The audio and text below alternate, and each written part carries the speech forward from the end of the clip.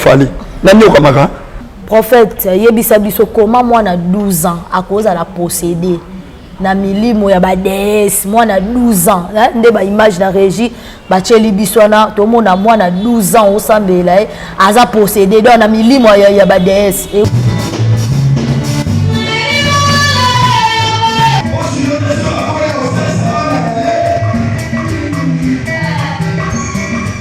Tant que moi on a botamaki de DS moko DS wana abotamaka après azongaka na mokili après 60 ans.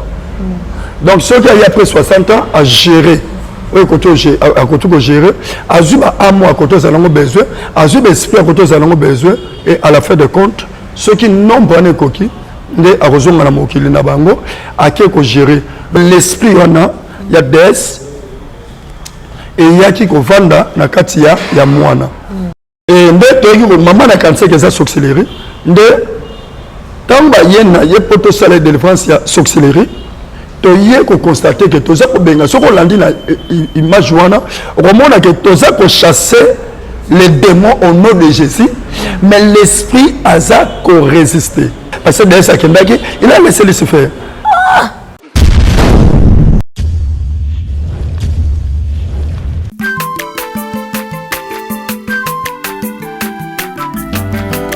Mwana moto te po akosangai abongwa ni pete po awangata Nzambe ya le Nazarien, le Nazarien, le Nazarien, le Nazarien. Bana kitoko koma mokontima atako babakola ke mafuta na musakolima lelo ya yobolingo bateli le Nazarien. Pamboli oyo mona na katembeni mama kandelobi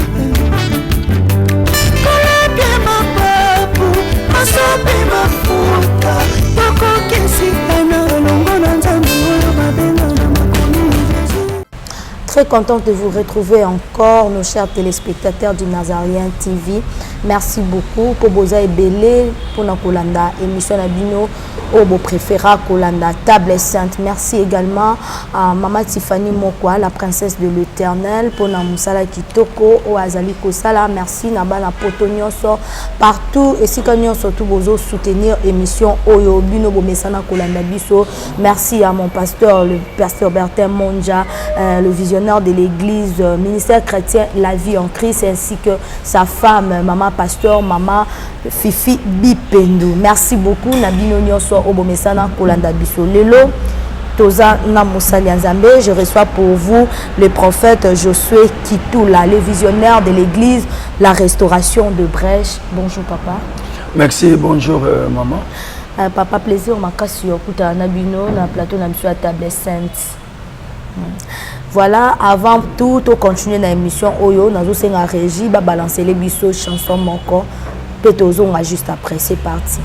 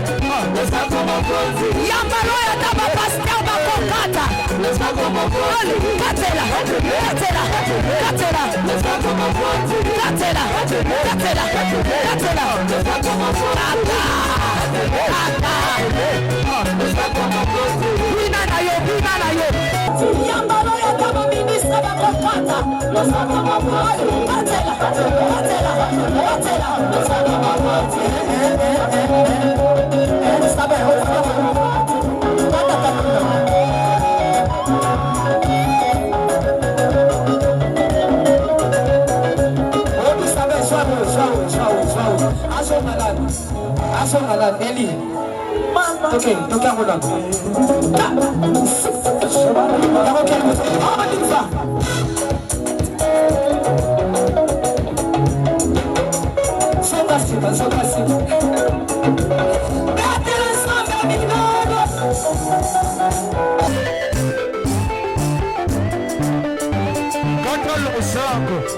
Nazokatela Nzambe le sako na sesiko. Nazokatela le sako siko tuma. Nalingi na katela nzambe losako. Losako awa. On y va. Allez, katela. Allez, tozozonga sikoyo, tozozonga. Tikela katela.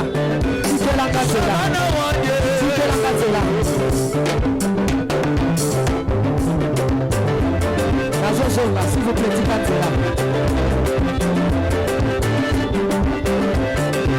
Yoka.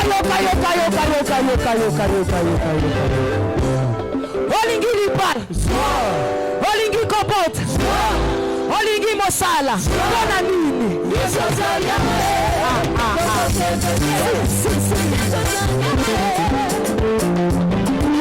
tozonga sujet na biso régie ba balancer biso image moko ya délivrance ya mwana wa 12 ans.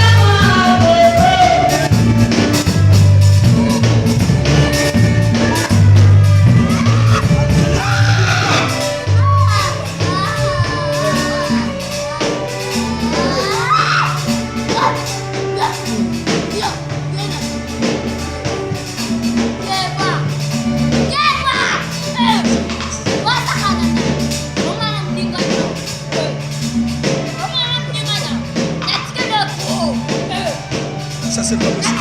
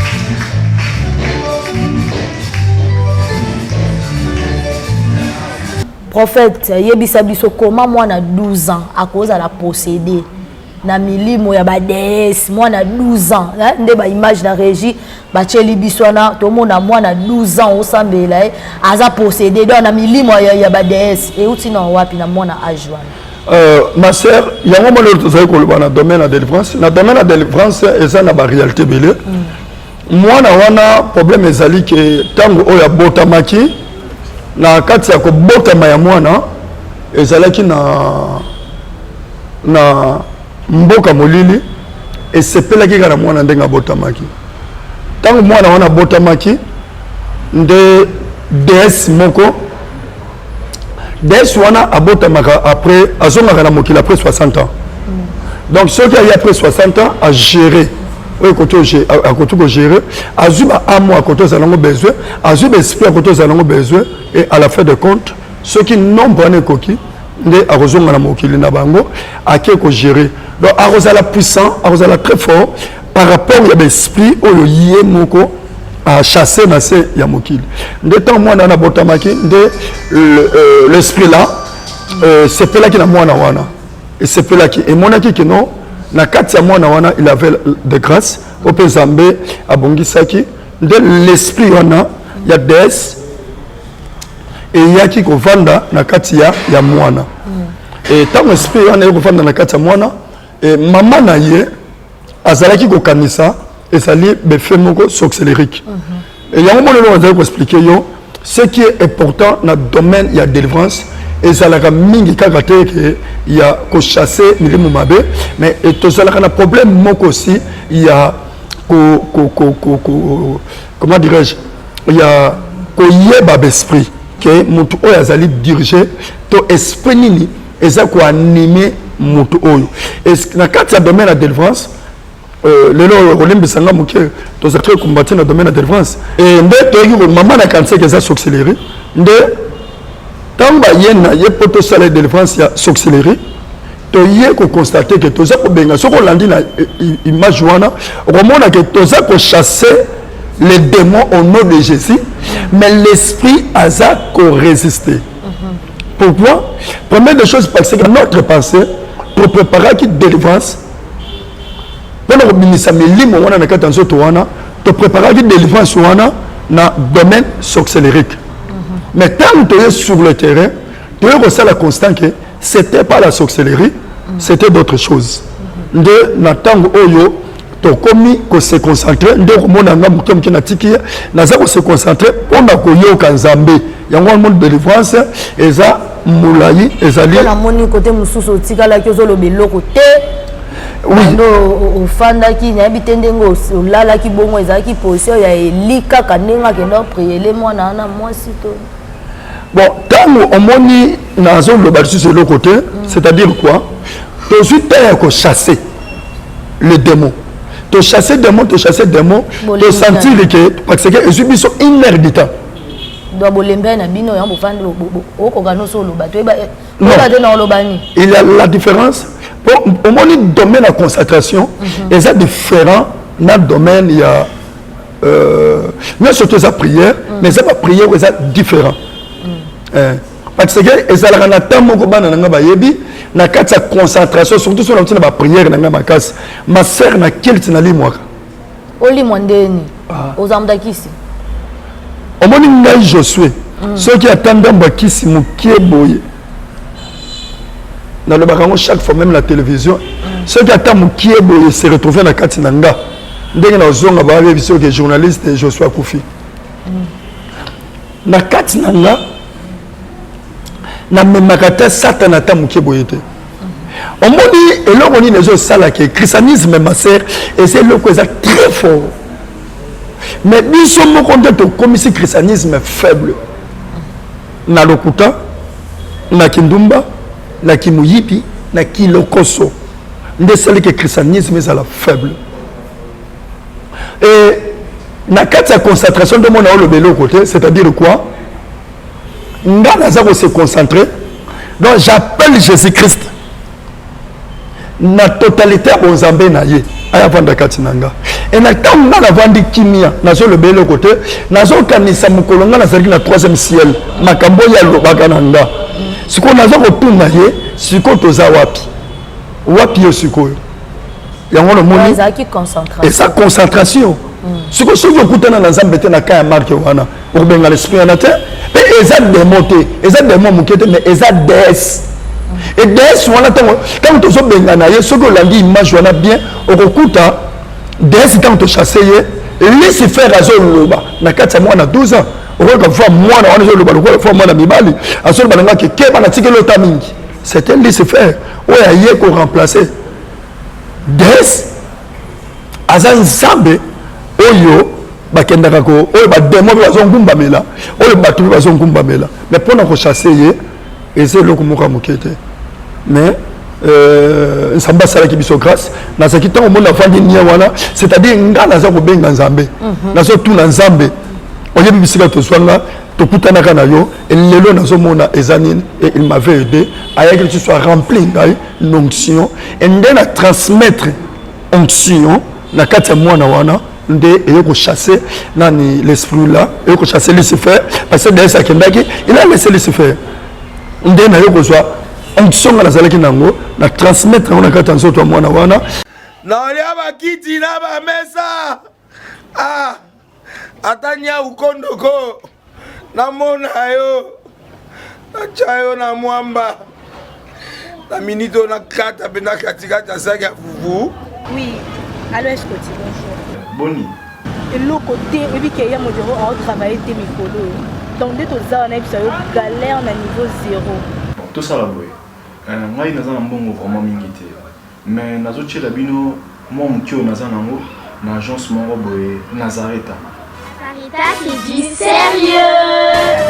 Oh maman comment des bongo donc yo pesa au fouti mbongo kuna partir à poto biso to ya to jubilo na bengi ya Scotty agence moi ifungami comme na Nazareta na kufie agence lisusu ndeke sansu mulongo kuna pour nous là susu kuna eza mamba mulongo te ye si afuti mbongo kuna partir à poto biso tozoke ko récupérer biloko oli tika boyeko yiso mona makamba bongo na monte bat papesi mbongo kuna biloko récupérer biloko oli na agence ezalaka mais yango bandi mama leki nanga yebisi ngai mais na ndimite na lingi na mona kimona mbeso po likamba boye na monde na nesalama te mama yebisa ngai bapesi mbongo kuna biso to récupérer biloko kolia awa ya solo boutique Nazareta ezali boutique ou ezali ya distribution ya ba produits alimentaires nasali poto sunga bandeko oyo même ba oyo baza na peu de ressources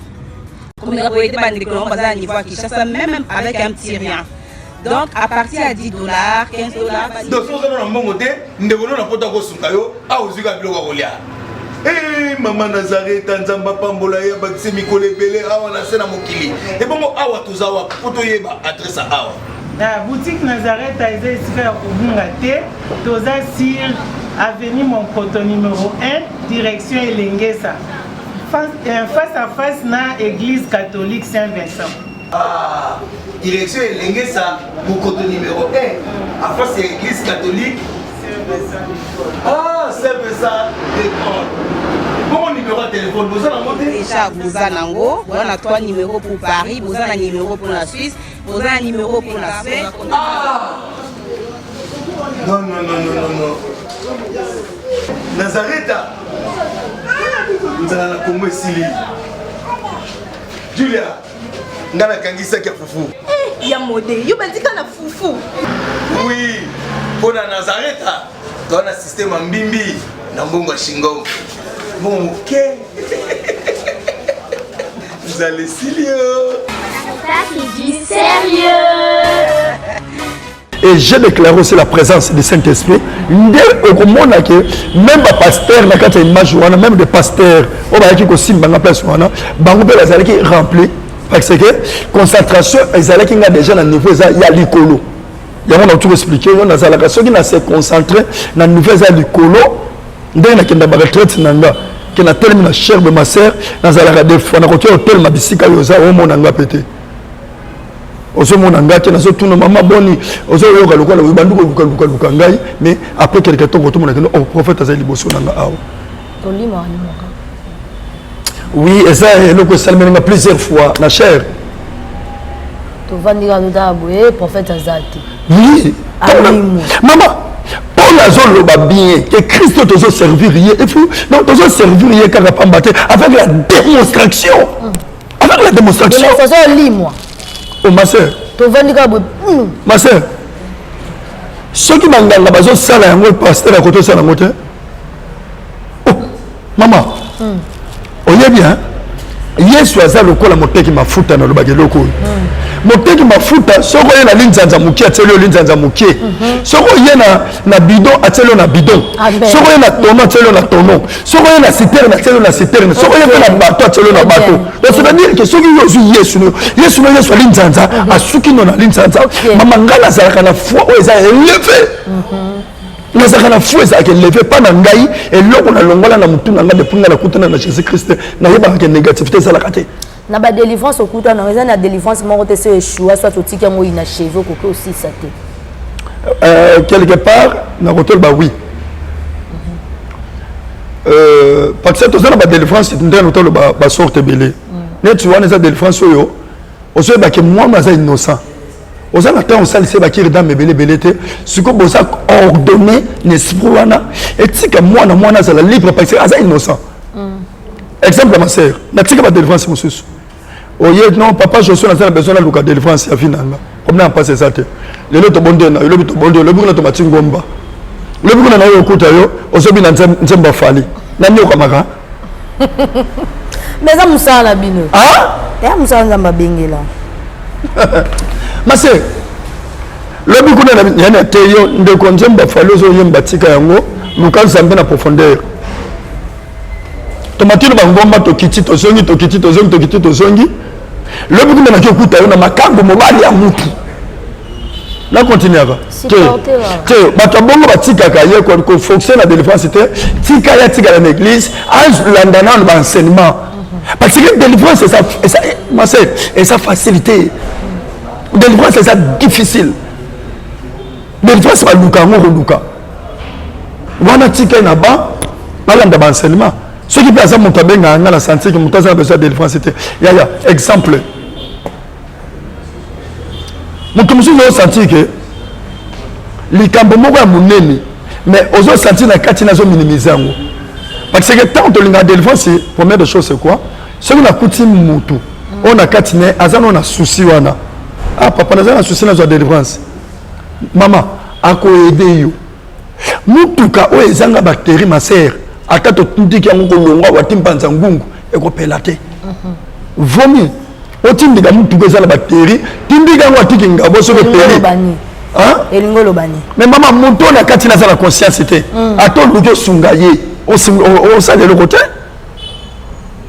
première des choses pour muto la délivrance ye moko face à la souci à délivrance na ye ce qui me besoin souci à délivrance c'était ma sœur on le dit que non papa je suis na yo luka délivrance papa maman eza ba territe o na magasin azana la gonia azana soins intensifs azana ba là azana inconscient on a dû expliquer le wana mutu wana comme la délivrance to bengaka guérison il a besoin de guérison wana ce que comme ka mosali ya nzambe aye ko utiliser l'onction appel na ye ministère na ye alliance azana na nzambe na bandi eza ba image mususu wa soko landi na le nazarien eza na mutu akufaki na sero kufa wana ba yelinga mutu na kati église ba image ezali mutu akufi na bonde mutu na la mukate bande nzambe soki lokola ki bata telemi libanda amoni bata telemi libanda bolinga babuka église so église babuki nzambe ko banda mukolo na ngakoma komela masanga pe place yo koma bar na ko teka le pongo zumbongo na la lie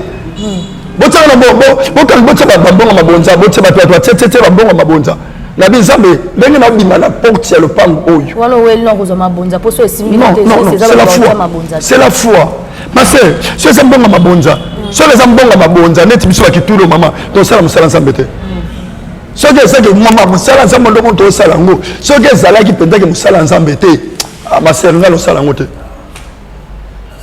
no sala ngo te na yimbe bateka diamant naza commissionnaire à diamant naza commissionnaire à or il n'a voyagé qu'à si ma sœur na kati manzela nyo surtout wana ka pona servir nzambe yo kasi mabonzanga d'église na biso combien maman bref mutanga bikaki ça n'a expliqué yo na invité dimanche moko ko compter na mbonga mabonza église oyo ngala na place na zamba moko kelanga mawati mais oui kuna bacha ba mabonza mingi maman ce que c'est pour mabonza nde biso mbaki tulo bato liboso balingi batika mosala nzambe elongo ozala biso pene na biso nzambe papa tikana makambo ya mabonzo mpo mama koto sutuka église 200 personnes 250 personnes 300 personnes osutuki mabonza $50 mabonza $50 tel bordonnance bato baye nango bordonnance bato malade baye nango semaine mobimba babelaki sur les données te kasi mama moto apesaka azala soki osango azala nango te te lelo donné azana eloko te te kona donné azana eloko te yango lo moni to basaka na délivrance somme dans une délivrance sa vie na pas maman akoya kopesa $1 million.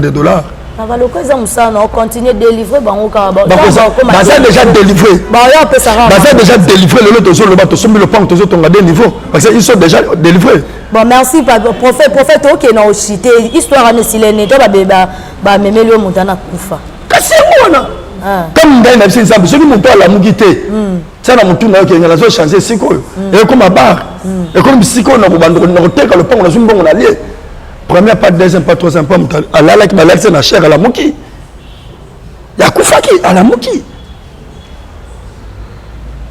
ma sœur eza niveau yo moto aza kocomprendre nzambe eza niveau yo moto azozwela nzambe nga ndenge nayebeli nzambe namonaka nzambe aeshuwaka te elonga nabondisa na motu yango wana ata lelo nabondeli mpo na motu abiki te lobi nayebi akobika mais moto déjà aza na koma aza kobouge te nini te ce type là il a besoin de la délivrance mais na domaine oyo ezali ya guérison miracle mais délivrance onga naza koloba moto wana bokotokende bobondeli mpo na yabiki mais akoti lola te mais on a la seule maman ce qui me donne délivrance à comme un esprit on a la zanango à la libre à au monde que Jésus Christ a limité.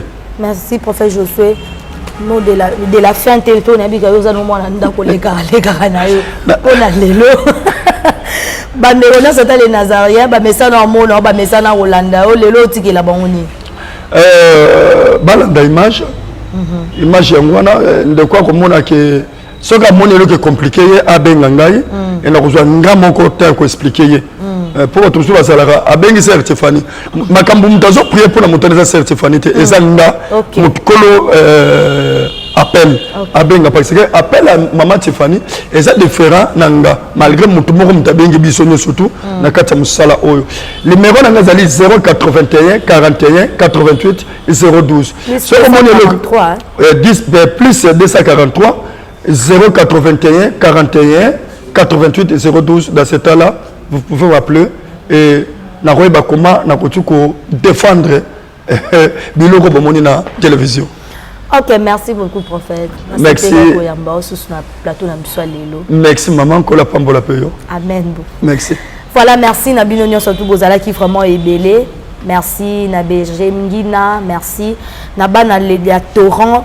Il y a Kérit nyonso kuna na États-Unis d'Amérique. Merci partout bisika bolandi biso merci na maman Tiffany la princesse de l'Éternel na benga ki humble servante ya Nzambe. Donc bo continuer toujours ko s'abonner, bo continuer ko benga, bo s'abonner, bo s'abonner massivement. Tokutani na prochain numéro Nzambe a visiter bino. Na ya bakiti na ba mesa. Ah atanya ukondoko na mona yo achayo na mwamba la minute on a 4 bena katikata saka fufu. Oui, allô est-ce que tu bonjour. Boni. Et le côté et puis qu'il y a mon bureau à travailler tes micros. Donc dès tout ça on a eu galère na niveau 0. Tout ça là boy. Ngai naza na mbongo vraiment mingi te. Mais nazo tshela bino mo mkyo naza nango na agence moko boy Nazareta. Sarita qui dit sérieux. Oh. Maman, comment on dit bon donc yo pesa au futi mbongo kuna partir à poto biso to ya to jibilo. Na bengi ya Scotty. Agence moi ifungami comme on Nazareth. Na kufie. Agence lisusu. Naka sa su mulongo kuna. Pour nous là susu. Kuna iza mambo mulongo te. Ye si afuti mbongo kuna partir à poto biso to zoke ko récupérer biloko oli. Ah tika boyeko. Yeso mona makamba bongo na monte. Bat papesi mbongo kuna biloko récupérer biloko oli na agence. Ezalaka. Mais moi bandi maman, leki na ngai yebisi ngai me nandimi te nalingi namona kimona mbeso mpo likambo boye na monde nani esalama te mama yebisa ngai bapesi mbongo kuna biso torécupere biloko kolia awa ya solo boutique Nazareta ezali boutique oyo ezali ya distribution ya baproduits alimentaires tosali mpo tosunga bandeko oyo même baoyo baza na peu de ressources comme on a été bandeko na baza na niveau ya Kinshasa même avec un petit rien. Donc à partir à $10, $15. Donc si vous avez un bon côté, nous devons nous porter au sungayo, à aux yeux de l'Ogolia. Eh maman Nazareta nzamba pambola ya bakise mikole belé awa na sena mokili. Et bon awa tozawa poto yeba adresse awa. La boutique Nazareta est ici à Kubungate, toza sur avenue Monkoto numéro 1, direction Elengesa. Face à face na église catholique Saint-Vincent.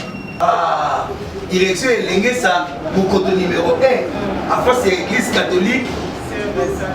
Ah, Saint-Vincent d'école.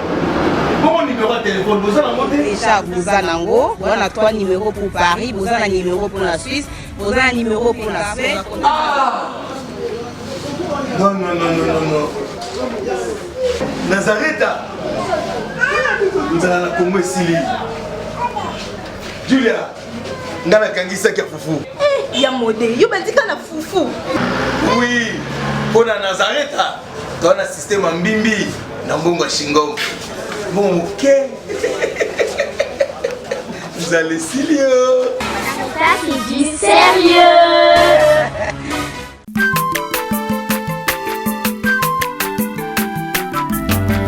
aza mwana moto te po akosa ngai abongwani pe te po awangata nzambe ya le nazarien le nazarien le nazarien le nazarien ebana kitoko koma mokondima atako bapakolaki mafuta na mosakolima lelo yayo bolingo ebateli le nazareta lipamboli oyo emonanaka tembeni mama kandelobi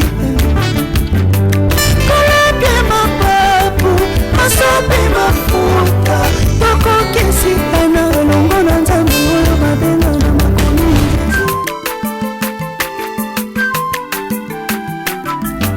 aza mwana moto te po akosa ngai abongwani pe te